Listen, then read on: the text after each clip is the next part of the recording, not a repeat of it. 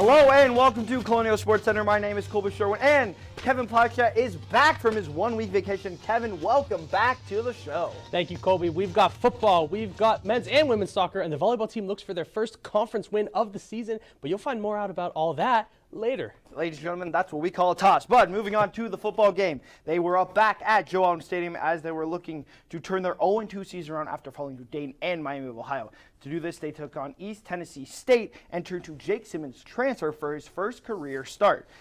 Let's see how they did, and I'm just going to tell you right now, it did not go well, Kevin. But we'll head up to Joe Allen Stadium in a little bit for you here, as we say, Buccaneers versus Colonials.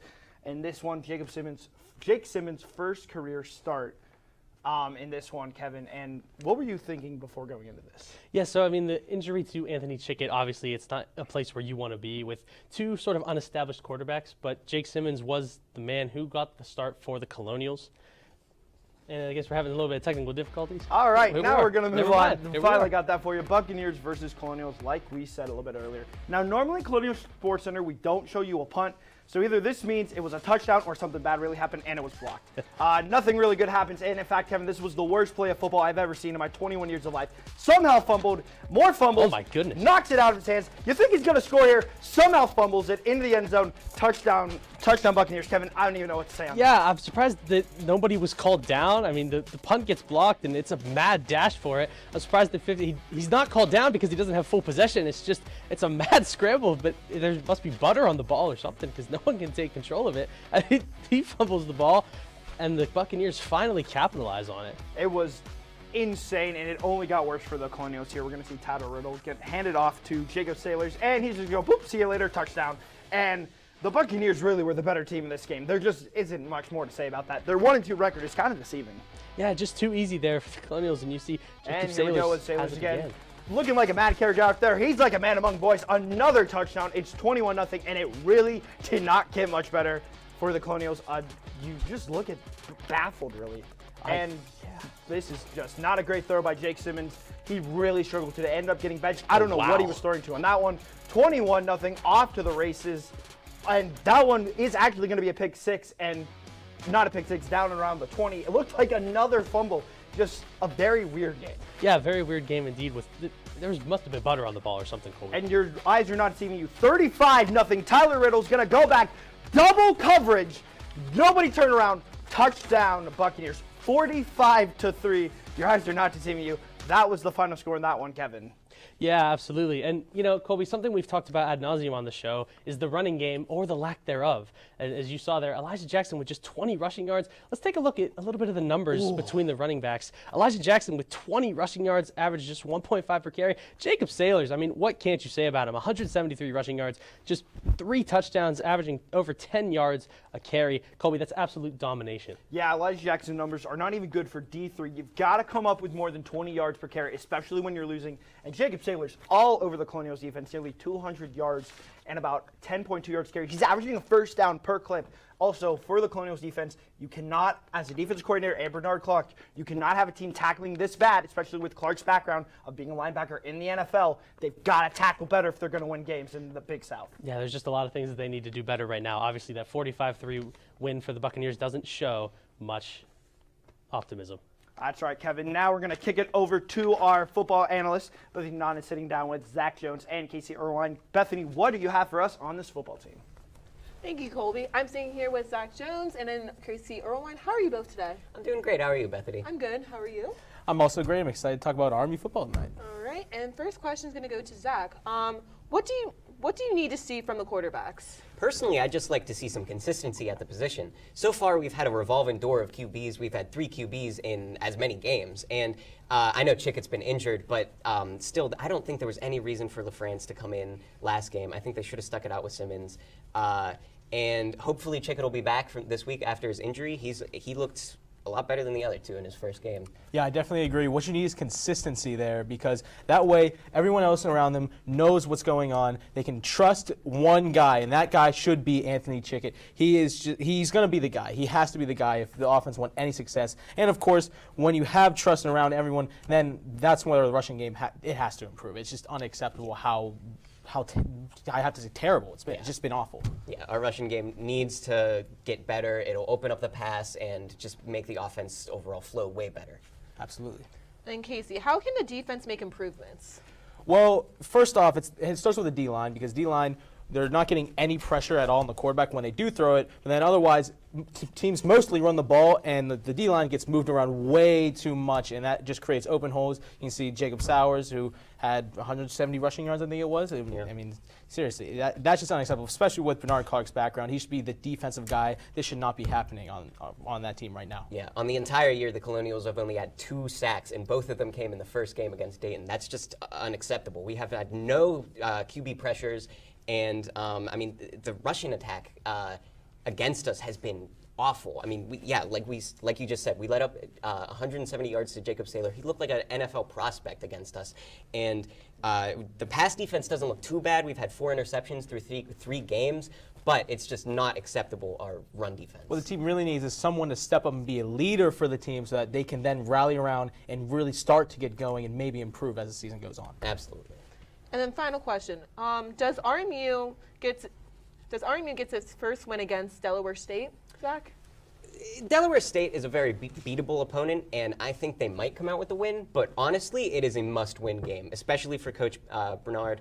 I mean, it's their last game before the Big South matchups. After this, they're heading into 3 straight after against Gardner-Webb, Campbell, and North Carolina A&T. Delaware is only 2-2 on the year.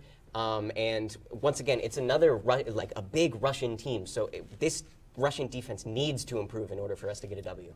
Really all around, every side of the ball for Colonials, they need to improve so much that I'm not sure if in 1 week they're going to be able to do it. And I have high hopes for the team, but there's just so much to touch upon. And really now it's about Bernard Clark. Can he pull something off with this team? Because this is getting down to where it's going to be for his job now. Because it's just unacceptable with how the team's been going. You're about to go into Big South play. If the team is going like this, Bernard Clark's he's going to be unemployed. And that's just sad to see, but that's just the truth of it. And when you have recruits walking out at halftime against a big game like that, against Eastern Tennessee, that just can't happen. Yeah, and this is a must-win game. Like I said, they need the momentum heading up into those big games against the conference. Well, thank you both so much, and we're going to send it back to Colby and Kevin. Thank you, Bethany, Casey, and Zach. Now, sticking with football, our very own Aiden Dine got the chance to sit down with former RMU football player Taven Harville, who was invited to a Steelers rookie minicamp tryout earlier in the year. Take it away. What made you choose to come to RMU? I saw you started off at Eastern Michigan your first year, and it looked like you redshirted there. Mm-hmm. So, I mean, it really. I had a couple other options, but I just felt like RMU was the best fit for me to be able to get on the field immediately. And I did like the city when I got there, when I came on my visit. It's just There was a different coaching staff when I first came. There was I know, sorry. on the Metazak, and Coach McVay. Coach McVay was my receivers coach at the time. But yeah, I just felt like, and my cousin had went there too, so I just felt like it was a perfect fit for me to come there. so which coaches at RMU do you feel helped you the most in that? Because you had already played the position, but was there anybody that is really helping you here? Oh yeah, definitely Coach Davis, Glenn Davis. He was my corners coach for the last 2 seasons, I believe. But he literally taught me like everything I knew at the position, because I really didn't know much. I was just like a natural athlete at it. So all of the little stuff, the technique wise, and learning the game of football, he definitely helped. Coach Plungus helped a lot with the defensive scheme and stuff. The difference put me in the right position. Then of course Coach Clark. Coach Clark always had me feeling like very confident and stuff in the things that I was doing out there. Is there anywhere you're looking to play? Like, I know you were at the Steelers mini camp. Is there anywhere you're looking right now that? It's funny. I was just on the phone with Mason Gray yesterday. I ain't talked to him in a minute, but we caught up yesterday, and we literally were talking about how we had a good season together and how we missed playing on the field with each other. But yeah, I was with the Steelers. You know, it was a good experience and stuff like that. And I'm just looking to either get back into another NFL camp or practice squad type deal, or the XFL or USFL. I even go to Canada to play in CFL. So whichever opportunity or door open first, that's the route I'm gonna take. So we both mentioned that Steelers camp a little bit now. So what were the differences and similarities from RMU's practice environment to the Steelers' practice environment at the rookie minicamp? The crazy thing is the college camp I feel like was a little bit harder. Like it was more fast paced, more tempo, like that. And Steelers it was more calm down. It was more technique work, more positional work, stuff like that. You know, in college everything is fast. You gotta go. But what we were doing was mostly like some of the same drills that we did at RMU when I was with the Steelers. So a lot of stuff. It's football, so you still Yeah. gonna do the same stuff at the end of the day. Thank you, Aiden and Taven, for that in-depth look at his career as a Colonial. Now, when we come back, we're going to kick it with soccer, so stay with us right here on Colonial Sports Center. The death of George Floyd, who died in police custody Monday night. Turning my pain into purpose is pretty much what I have done to start this foundation. It's going to take more than just us, you know, as a foundation. It's going to take the community, the world, to help us make a change, because it just can't be us.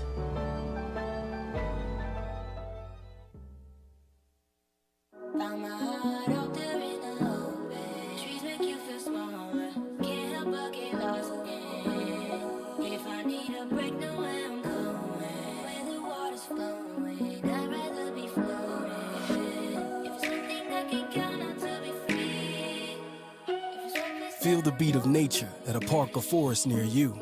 Find a forest and music inspired by nature at discovertheforest.org.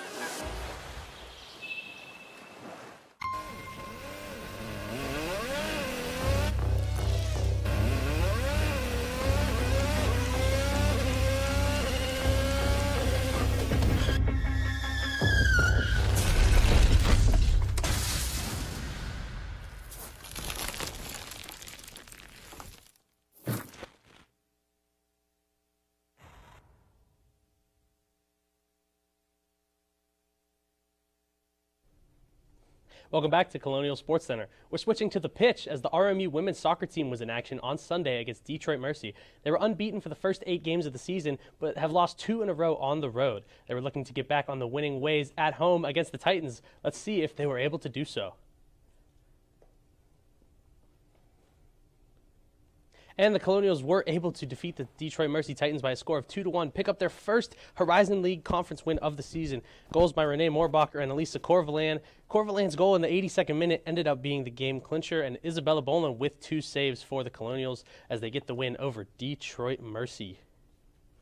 After the game, head coach Chris Shaw spoke about the team's performance and Elisa Corvalan. Let's take a look.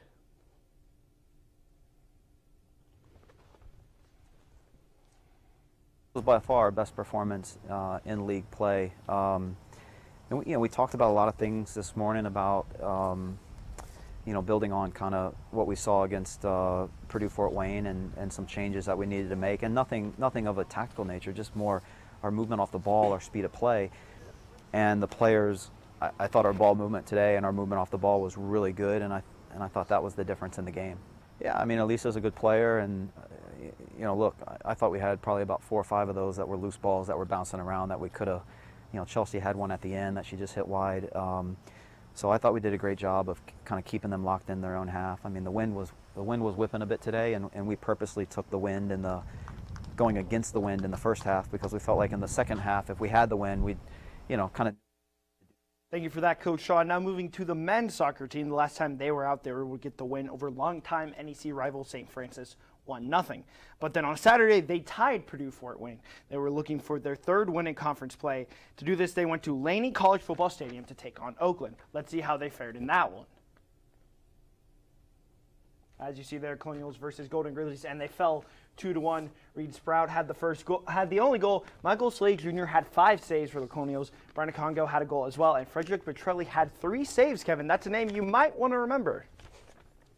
Now, as Colby mentioned, the men's soccer team also took on Purdue Fort Wayne. This was on Saturday, and they were riding high. They had won 3 in a row coming into this game. Let's see how they fared against the Mastodons. And as you can see here, tied 0-0. Logan Lee with 1 shot on goal for the Mastodons. Danny Salazar with 6 saves. Chase Gilly with 2 shots on goal for the Colonials. And Friedrich Petrelli with 3 saves. Friedrich Petrelli, you have something about him, don't you? I do have something about him. Cam Wickline is sitting down with Friedrich Petrelli tonight in studio with him. Cam, what do you have for us? Hey guys, I'm here with Friedrich Petrelli, goalie for the men's soccer team. How are you doing today? Very good, and you? I'm doing pretty good. Despite your team's slow start, you guys have won or tied 4 of your last 5 games. What do you think has been the biggest key to your turnaround? I think in those games we've had a very solid defense, which was kind of the foundation. We've been defending for the whole 90 minutes in those games and conceding very few goals, which then allowed us to pick up a lot of points, wins, and a draw. Yeah, I think that has been the key. We've been defending with a lot more energy, then being able to keep the ball when we had it, play it around and put pressure on opponents, which has helped us a lot, I think. All right, team aside, looking at you, you've put up shutouts in 3 of your last 4 games. What do you think has led you to be so good recently? Apart from the good defense, which has obviously helped, I wouldn't have been able to do this without them. Personally, I think having the trust of the coaching staff has helped a lot, especially coming through the rough patch in the beginning of the season. I've had their reassurance, and they've put trust in me, which has really helped me to perform. Apart from that, I've barely had any time off. I've been working a lot since the last season, the whole spring and then in the summer. Which has been really great and has helped me to gain confidence through the hard work I did to now perform the way I can. Do you have any superstitions that you follow before or after, during the game, anything like that? I'm personally not very superstitious. I have a few kind of routines I go through before a game. At home games, I go up to the German flag that we have around, and I kind of touch that, kind of feel that, which reminds me of home. Kind of as an exchange for not being able to be with my parents. That kind of gives me the connection, which then helps me to be a little extra motivated for the game, to play for my family back home. But then I have a very detailed routine before the game. The way I tape my hands and the way I put on my boots, left glove, left foot first, everything. But not really superstitious, just a very detailed routine I go through. As you said, you're from Germany. What made you decide to come to college in America instead of there? And do you think COVID affected your process at all? First of all, COVID definitely affected the process a little bit. Overall, because there was, I think, less money in the overall available for the program, so there was fewer offers, I got told, than would have been normally. But the reason I decided for the U.S. was that in Germany, college, so university and sports are completely separated. So there's clubs and then there's schools. So if I would have had to decide for either or. So, but then here I can do both together. So because the coordination between it is possible, which was the main reason I came here. Yes. All right, last question. If you could be any superhero, what would it be, and how do you think it would help you being a goalie in soccer? I think probably Spider-Man. That's probably my favorite superhero, and I think he would help a lot if I could catch those balls out the corners with the nets, and then pull myself through the goal with the nets. I think that would help me a lot. So I'd say Spider-Man. Sounds good. Thanks for sitting down with us. That was Friedrich Petrelli. Back over to Colby and Kevin. Thanks, Cam and Friedrich. Well, when we come back, we're talking all things volleyball and the best part of the show, the top 5 plays of the week. You won't want to miss it. Stick around on Colonial Sports Center.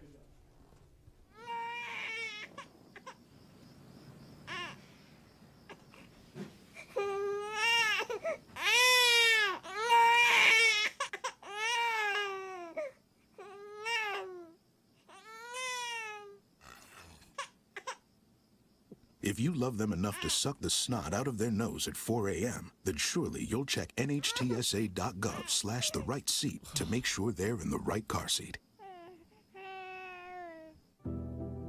Today, we face an unprecedented crisis. Tens of millions of refugees have been forced from their homes. But you can make a difference. Turn disruption and despair to hope and opportunity. Even small amounts make a big difference. Provide shelter, support, or jobs in your community. The more we understand, the greater sense of belonging we create. Act now. Visit supportcrisisrelief.org. I don't want to talk about it.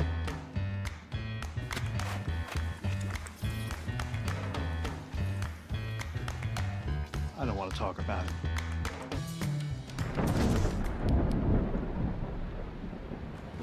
Families don't have to talk about everything, but they should talk about how to plan for an emergency. Get tips and resources to make your family's emergency plan. Welcome back to Colonial Sports Center. Now we're going to talk about some volleyball for you. The volleyball team has not been playing well, Kevin. They are currently on a 5-game losing streak. We're going to break down most of those games for you right now. They were looking to finally get a win in conference play against Cleveland State, the Cleveland State Vikings. Let's see how they did in this one. As I said, Colonials versus Vikings. This is up at Colonials versus Vikings. We're going to start at the third set here in the UTMC Event Center. And a nice little bounce kill that was Abby Ryan here. And that is going to be point for the Vikings. The Vikings are going to take a 13-10 lead. 16-11 now. A little volley here around here. And that looks like to be Abby Powers. And she's going to get a point. It will be 16-17. 18-16 now. We're seeing more of a volley now. And a nice little dipsy-do over the net. And that'll score. That'll make it 19-16 Vikings. 24-19 set point here. And that one will go over the net. That'll make it 2-1 in that one. And now we're going to move on to the fourth set of this one. The Colonials looking to come back in this one. 2-1 right now. Ball going around here. Alyssa Hudak's going to send it over the net, and she'll score 2-2. The Vikings lead 2-1 in this one. Moving on along now. 14-14 tie game here. Going to hit over the net, and that'll score. It's going to be 15-14. The Vikings looking to pull away in this one. 22-19 now. Cleveland State hitting it around, and we're going to see him send it over the net, off a hand, and back in. That'll make it 23-19. And the Vikings were looking to put it away here. Set point again, 24-23 off the net, and it's going to be tied 24 all. And it comes down to this, Kevin, 25-24. Vikings looking to put it away here, and it's going to be blocked, but still goes over the net, and the Vikings will win 3-1. This one's for my man Zach. The Vikings lived up to their name. It's going to be a soundbite for Danny Doherty now. I don't necessarily know if anything truly went wrong. I think we overthought a bunch of stuff, and we thought that everything was going to remain the same. Volleyball is truly like a chess game, and they were moving some pieces around that we weren't able to put up a good offense on. Now on Saturday, the volleyball team took on Milwaukee, and they had lost 4 matches in a row coming into this one. They were still looking for their first Horizon League win of the season. Let's see if they were able to get it done against the Panthers. As you can see here, the Colonials were swept 3-0. Ashley Wallen with 3 aces and 16 assists for the Colonials, and Alina Carmudi with 14 digs. But unfortunately, it just wasn't enough. The Colonials tried to fight back in set 3. They tied it at 22, but Milwaukee ultimately won the set and the match 3-0. Now moving on, the volleyball team took on Green Bay to try and turn around this rough start to conference play. Kevin, were they able to do so, or did the Phoenix take flight in this one over the Colonials? Let's take a look at that score for you real quick. And they got swept again. Phoenix won 3-0. Cora Beanie had 12 kills. Callie Gentry had 30 assists. Ashley Wallen had 13 digs. And Elena Carmody had 16 digs. She's had a bit of a good year, Kevin. Yes, she certainly has, but unfortunately it just wasn't enough. Now when we come back, it's the top 5 plays of the week right here. You don't want to go anywhere. Stay tuned on Colonial Sports Center. Do you want to meet a family with a transgender kid? Here we are. Max loves to do backflips. Max loves to play his ukulele. Max loves to just be a kid and just be himself. When I found out I was pregnant, all I really wanted was a happy, healthy, whole child. And that's what I got. I think it's really important for people to know that trans kids don't have a political agenda. They are just kids. Like any parent, we love our kids unconditionally, and we will never stop fighting for them. Stand with us. Protect our families. Wait! Not in the toilet! No, don't do that. No. Don't hit your brother! Oh! Not again. What did I tell you about playing in the mud? Raffy, not so close to the pool. Wait! Frankie, Tabby. What are you doing? We told you never to touch the gun! I'm sorry, I didn't think it was that big of a deal. You could have hurt yourself! Safely store your guns. Unload, lock, and away from ammo.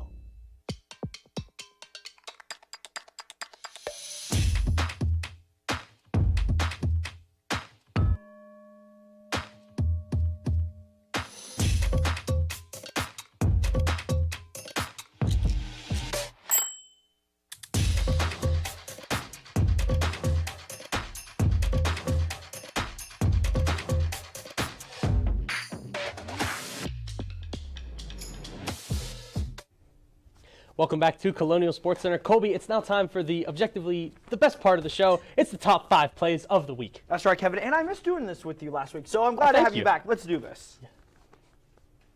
Casey looks a little upset over there. I'm not gonna lie to you. Number 5, we take it to the hardwood. Cleveland State versus RMU.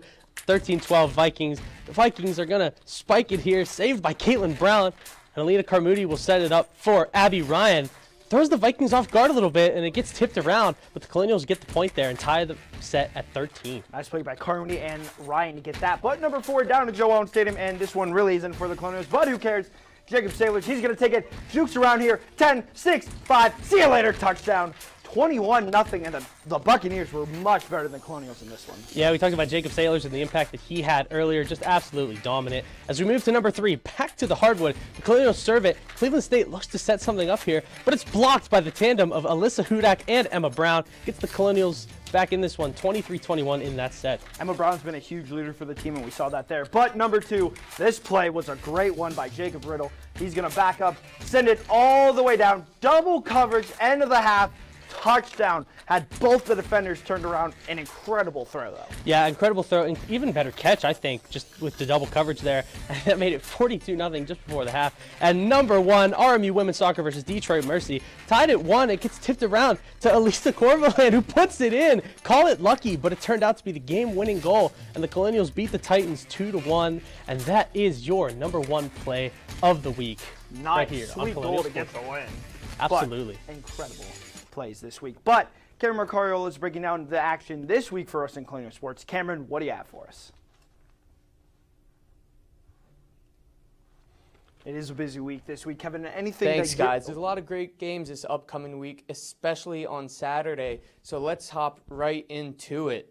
First off, RMU Volleyball is still in the search of their first conference win, and they will look to do it against the Mastodons of Purdue-Fort Wayne at 6 on Friday at the UPMC Event Center. On Saturday, the women's soccer team will be on the road at Northern Kentucky for a matinee matchup against the Norse. The Colonials are coming off a 2-1 win against Detroit Mercy and will look to keep that momentum going. Men's soccer will be taking on Wright State at 2 o'clock at the North Athletic Complex. The Colonials are looking to bounce back from a 2-1 loss to Oakland on Wednesday. RMU Volleyball is once again returning to the UPMC Event Center Saturday afternoon as they will take on IUPUI Jaguars at 4. Also on Saturday, cross country will be heading down to Louisville to take part in the Live at the Lou Classic. Finally, on Saturday, football will be under the lights in the First State as they will take on Delaware State. The Colonials are looking to avoid the first 0-4 start since 2014. After a few days off from sports, both soccer teams will hit the road once again on Tuesday as the women's team will take a quick trip up the road to face La Roche, while the men's team will be on country roads to go down and take on Marshall. That's all we have for this upcoming week. A lot of great games to expect. Let's send it back to Colby and Kevin.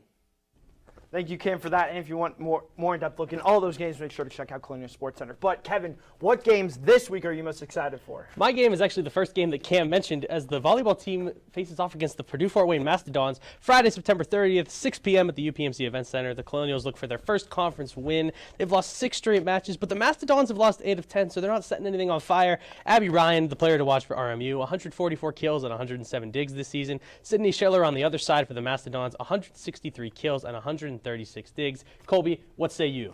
Well, for your game, I'm going to say Elena Carmody is another player you should watch. But let's talk about a team we've talked about all show. The football team's looking for their first win all year as they take on Delaware State. Shout out to my old partner, Tyler Gallo, will be in his home state.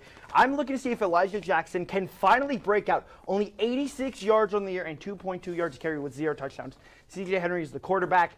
And he's 45.7 completion percentage, 247 yards and 3 touchdowns. He's also filling in his first career start as Delaware State's quarterback is injured. Now, Colby, if the football team was going to win any game, it would probably be this one. That completion percentage is not very high, and if this is a game that the Colonials are going to go all out and try and win, doing anything they can, it should be that one. I expect nothing less than all-out blitz on that first drive for Delaware State to finally get some pressure on the quarterback. They got to get at least 2 sacks today. Absolutely. On Saturday. Absolutely. And, you know, the volleyball team, I'm also just really looking forward to that matchup. Get a little bit of momentum going, get a little bit of that confidence back, because they showed flashes. They swept the Morehead State Comfort Invitational, and, you know, even though they're young and inexperienced, there's definitely some talent there, and I'm just really looking forward for them to get their first Horizon League Conference win of the season. You're definitely right. There's leadership on that team, and I think they can really turn this around. The only thing that the football team needs is to believe in themselves. I think they can do this. But for everybody downstairs and upstairs, I'm Colby Sherwin. Our roundtable discussion of Bethany Norland, Cam Erline, and Zach Jones. Kevin Plaucha. We will see you next week.